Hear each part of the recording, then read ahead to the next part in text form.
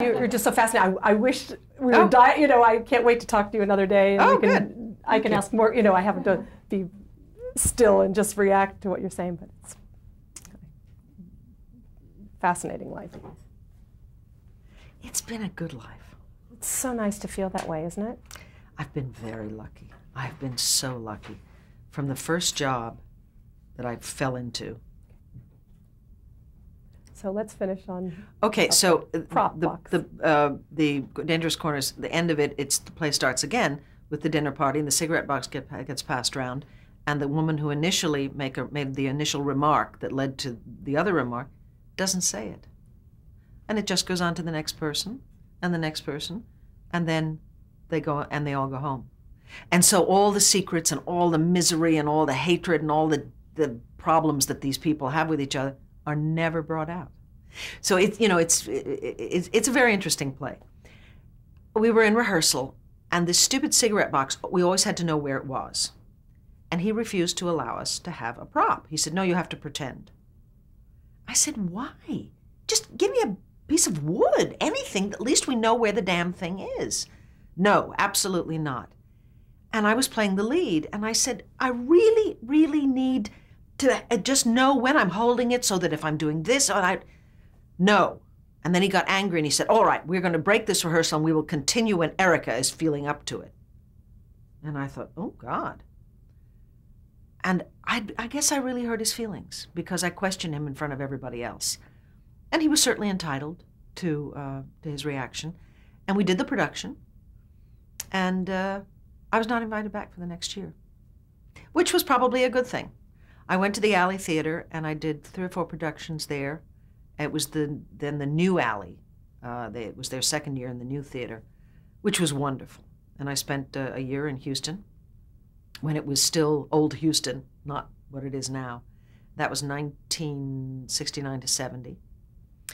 And then at the end of that, I went home to spend a couple of months with my parents. I was tired. And my husband and I sort of had separated. And my father said, you know, you could stay here and try to work in Europe. He said, or you can go back to America. Because I spoke German. And he said, I can certainly introduce you to some people. And I thought, you know, no, I'm going back home. And I went back home right after Christmas. I stayed with them for a long time, maybe 7 months. And then right after Christmas, I came back here. And I said, I think I got to be in New York. And I had turned down a job at the Goodman Theater, which that I'm sorry about. I would have loved to have spent a season there because they were doing threepenny opera first. And he wanted me to play Polly Peachum.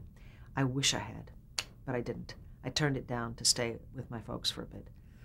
And I came back to New York. I stayed with my best girlfriend, Polly Seitz, who was a nurse at New York Hospital. And I bunked out with her and her roommate in their hospital digs.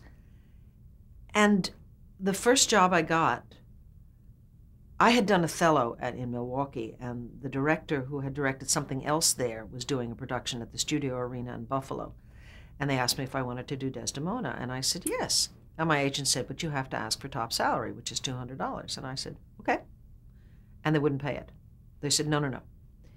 We're only paying like $160 or $150. And my agent said, turn it down. And so I said, okay, I'll turn it down. And of course they went, okay, goodbye. And I went, oh, wait a minute. Well, a week later they came back and they said, okay, we'll pay you $200. I thought, yes, $200, whoa. And I went to Buffalo in January, which is a very cold place to be in the wintertime. And I met some really cool people and we had a good time. We did a very good production of Othello. And then I came back in March. And just before I had left for Buffalo, my agent had said, look, there's a casting director for a daytime television show named Joan D'Incheco. I want you to meet her. And so I did, and I had a meeting with her, and she was wonderful. And she looked at my resume and she said, oh my God, I'm so pleased to see somebody who comes to New York prepared. And she said, look, there's a part coming up on a show called All My Children, which I had never seen. Do you know what part? Yes. It was a part that Mary Kennicott. And she said, you're completely wrong for it. She said, but I want to put you on tape because I want our producer to see you on tape. And I didn't know what she was cooking up in the back of her head. And Doris which producer Quinlan, was it at Doris? Doris Quinlan, who was producing Children and One Life to Live at the same time. So I did the audition, and then I went off to Buffalo. I came back from Buffalo, and my agent said, my agent was on vacation, and his assistant said, this Joan Dincheco had called, and they're interested in reading you for something for One Life to Live. Well, because I had auditioned for All My Children, I started to watch All My Children. So I thought, okay. And I said, for One Life to Live, I said, I've never watched it. And he said, doesn't matter, go. You're going to meet with the director tomorrow. He's going to rehearse you in a scene. No, it was a Friday. I had to rehearse on Monday. And he said, and then you'll do a test. And I said, okay. I said, what's the part? Sorry. I'd never been on television. Never been on television. No. Never done it. Never done it. We had a class at RADA, it was a very brief class where they took us a play and they redirected it for television. It was one day in a TV studio. Learned nothing, you know. They took us, it was a dining room table, and instead of sitting all the way around it, they moved us all to one side and we played the scenes. I knew nothing about television. And I had worked primarily in the round. Milwaukee's in the round. The alley is a thrust stage, so it's 3/4. Everything was very big. My voice was enormous. I had been trained in real voice projection. So I met with the director, David Pressman, on a Monday in a room at 7 West 66th Street. And there was another actor, Bernard Grant, and they had given me the sides, and it was a scene between Victoria and Steve. And when I had asked the assistant, what's it for, he said, it's for a new part. He said, it's not, but they're giving you a scene from characters who are there, and he said, just play the character that's there, but it's for a new part. And I said, what's the name? He said, I don't know. Nobody knows. So David directed us, and I left, and we rehearsed it a little bit, and he said, come back tomorrow at 11. Well, my agent was coming back from vacation the next day.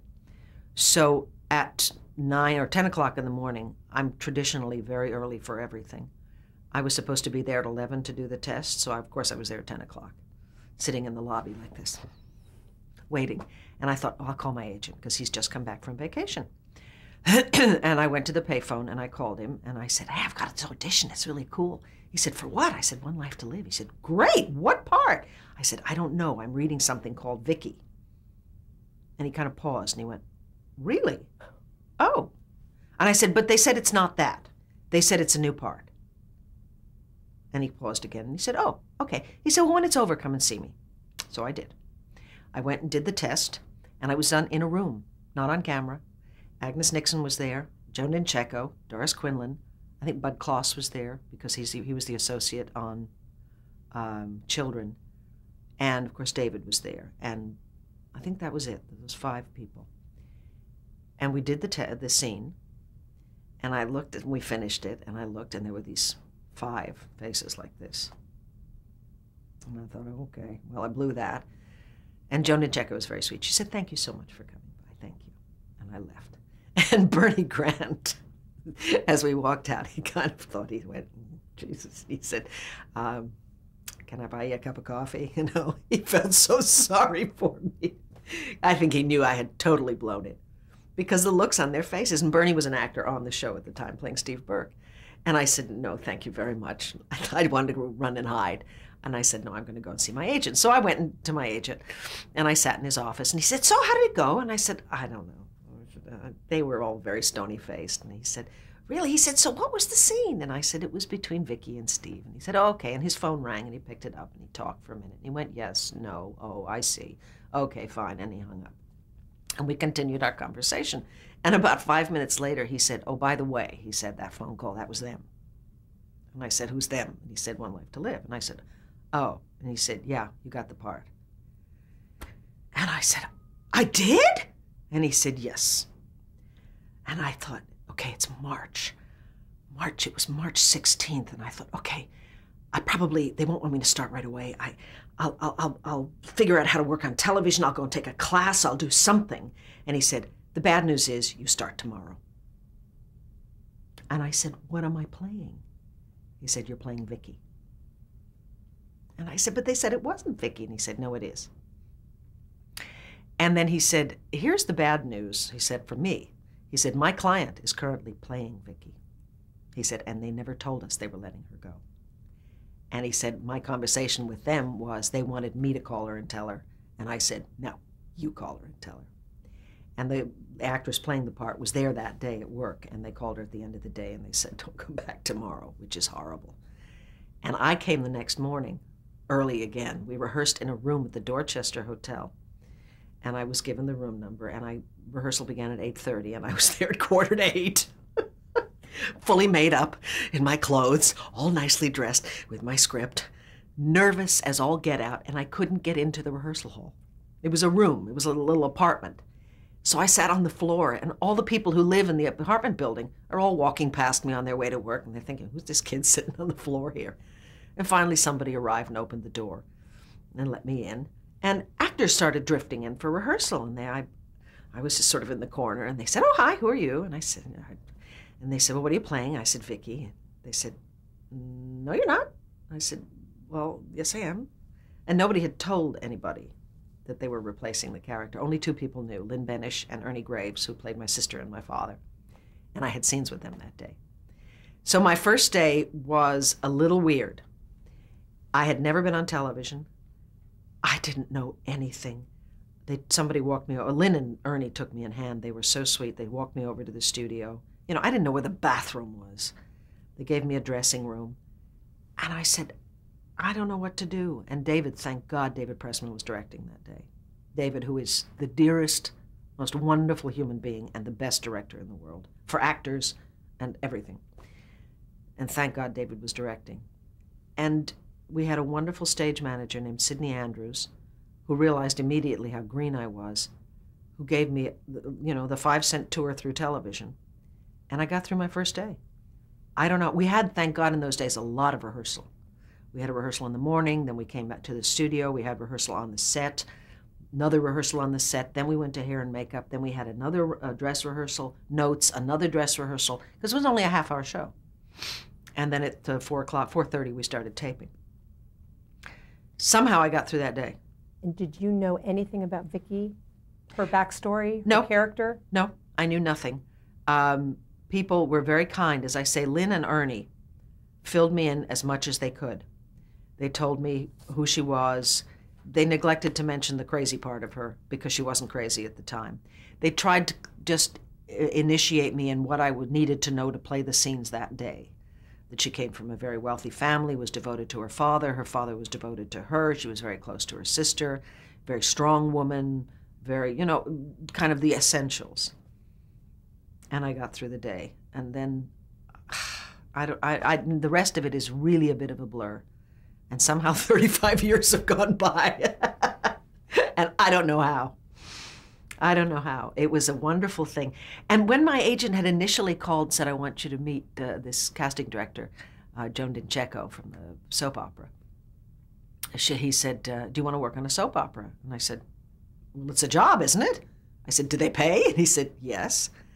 And I said, of course I want to work on this. I don't care. It's a job. And I really had never seen it. And to this day, I get angry when people denigrate daytime.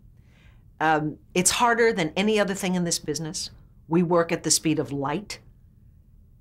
We have some of the best actors and actresses in this country who are able to do it very quickly, work on instinct, sell a story without rehearsal. People haven't a clue how hard it is. They haven't a clue. And they make fun of it and they say, oh, it's just daytime. No, it's not just daytime. We get people from California, from Hollywood, you know, from film who come to us. Can't do it. It is an art. Yes, it is. And it is. It's as close probably to theater. That's what I've always said. Because you have one shot at it. We try and do everything in one take. And in the old days, we did it straight through. You didn't stop. We didn't stop if the light fell on your head. You did not stop because we only had tape machines for 45 minutes. We had sports tape machines that we were allowed to use for 45 minutes. So there was no way you could stop. So you started taping and you made your costume changes in your exact 1-minute commercial break. We taped it as if live in a half an hour. Now, of course, it's completely different. You know. When you were first given the part of Vicky, I want to talk about what your first storyline was, but How was the part, you touched on it briefly, but describe what they or how the part was described to you in your early days when you first started, what the role was. That she was a very strong-willed woman, raised by her father, essentially, to be the son that he never had. I mean, they rewrote history over the years. There was no question of abuse or anything like that in those days. He was devoted to Victoria. He doted on her, but he trained her to be the son he didn't have, the man, strong and headstrong and willful and very smart and a little sort of obviously female, and her love life was kind of screwed up at the time. She was they had just hired this character Steve Burke, this actor, Bernie Grant was the actor, the character of Steve Burke, to be the editor at the newspaper, and her father was a newspaper publisher, and I worked at the newspaper, and he was hired as editor, and we clashed constantly, but of course it was leading to a romance. And that's essentially all I knew about her for the first few days, and then I learned that she had multiple personality disorder, and there was Nikki Smith, and there was all the other fun things about her. But I didn't know that first day, which is just as well. It would only have confused me. So when you, so the first storyline was with Steve and your father. It was all Steve. Actually, the first storyline was very involved with another character called Marcy Walker, who was played by Francesca James. She was Vicky's secretary. And Vicky's secretary was in love with Steve and was trying to get Vicky out of the way because she could see that Steve was attracted to Vicky. So she set up this whole thing where she was pretending to be Nikki Smith come back so that Vicky would be put away, and then she would kill Vicky. I don't remember the whole thing, but Francesca was wonderful and played this conniving little kind of witch, and eventually ended up, I think they ended up being killed herself. But that was a long term because we didn't finish that story. It was almost a year, because I know Agnes Nixon was still writing the show then, and it was coming to Christmas, and somehow she'd written a day that went from, the day that was the whole denouement, the whole story and the climax, which began sort of 2nd or 3rd of December, and it was one day that we shot for about 3 weeks. And somebody said to Agnes, "What about Christmas?" And without batting an eyelash, Agnes said, "You cancel Christmas. That's it. We're not just not having Christmas this year. There's no time for it." So that we didn't have a Christmas show that year. But it was one day that was played out over 3 weeks. And that was the climax of that story. Yeah. And then, went on from there. And then they brought Joe Riley back, right, which was wonderful. Oh, absolutely. So with Vicky, what are the challenges, or were the challenges in the beginning when you had a character with DID, which, will you tell us what that stands for and what that was like? Yes. We didn't really address the DID in the beginning with me. It was years before I played it, about 3 or 4 years, and then only in flashback. DID is dissociative identity disorder, also known as multiple personality disorder. I don't want to go into the whole medical history of it, but what it is essentially is that you create some terrible, terrible trauma that happened to a child, and the child's mind is simply not able to grasp it or deal with it. It's so horrible, and you create other characters who can deal with it, and it hides the truth from the host personality, so that you can be a multiple personality for years and not know it. You do have blank spaces, you don't know where you were, you wake up in different rooms, and it's very scary, but you're not aware of the other personalities because they are there to protect the host and not allow the host to know this horrible thing that's happened. It's a very, very complicated illness. And knowing your background. Fascinating in how the mind can protect us, how we take care of ourselves. Fascinating. Did you research, once you know you were going to play this, knowing your background, did you take the opportunity to do some research? Not for years. Not for years, because we didn't really address it for years. About 3 years into it, when Lee Patterson was already back, we only played Nikki in flashbacks, and they just said she was this trashy kind of, party girl, who smoked and wore trashy clothes and was kind of fun to play, and I had fun with that, but it was just flashbacks. And I was a little intimidated because I had heard that Gillian Spencer, who was the original Vicky, had played Nikki so wonderfully, and I thought, oh, I can't do this. So in the flashbacks, it was hard to come up with something that was my own. I hadn't seen what Jill had done ever, but I was sort of trying to go by what people told me. And then it was years later when they actually went and Nikki came out again. That's when we started doing the research on it. And I found out an awful lot about how brilliant our brains can be and how we can take care of ourselves. But Vicky was a wonderful character. And the problem that I had in the beginning, and David Pressman was so good, I had played a lot of very strong women. I'm a pretty strong female myself. And I had no trouble going up in scenes, going up against Bernie, and being just as tough as he was and as strong as he was. And David would come and say, no, you have to be more vulnerable. That's what we need to see. We need to see the softness of Vicky. It took me years to learn that's what's appealing to an audience. They want to see all facets of a person. They want to see her be very strong at times with Dorian, but they want to see the human frailty in her too, that you have to be a rounded character for the audience really to love you. And over the years I've learned that, and I see it in other people now, in other young actors, where they come in and I want to say, be a little softer. But David was wonderful. If it hadn't been for David, I wouldn't have had that job more than 2 days.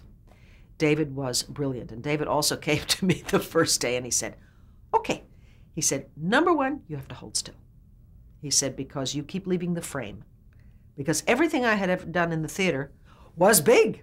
And I don't want to leave the frame now, but I was making gestures and speaking. I was making the audio people crazy because I was speaking for the 10th, 20th, 30th, 40th row. And he said, everybody else on television was speaking like this. And I was projecting. And the audio guy's going, trying to adjust the audio. So he said, you have to learn to hold still. He said, we're really shooting this. We shoot from here up. He said, and you keep going in and out, which I did. It took me a long time to force myself to hold still. Yeah. But David taught me everything that I know about television over many, many years. A wonderful man and a wonderful director. He taught you a lot. He did. You must have been a wonderful student. I wanted to learn. I had a very good background in how to create a character and how to make a character alive, which served me very well when you have to do it like on a day's notice. But David taught me about television. Yeah, yeah. And he's a wonderful director for actors, because David will come to you and go, do this, try this, go here, do that. And it's a challenge every time. He retired a few years ago, and I miss him terribly. I'm hoping you'll see this. He's terrific. He's a terrific guy. Let's talk a little more about Vicky. Okay. And overall about her. How many times has she been married? And let's talk about some of the loves of her life and who's her greatest love. I have always said that had Joe Riley stayed alive, she would have stayed married to Joe forever. I think Joe Riley was the great love of her life. But Lee wanted to leave the show, so he died. And he left her with 2 wonderful sons.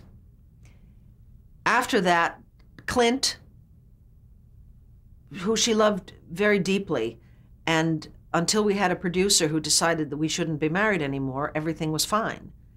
And then this one particular producer said, no, I don't want you happy anymore. I'm going to split you 2 up. And they never came up with a good reason for it, which was a shame. And then we split up, and then I was with Sloane, who was played by Roy Thinnis, who's such a doll.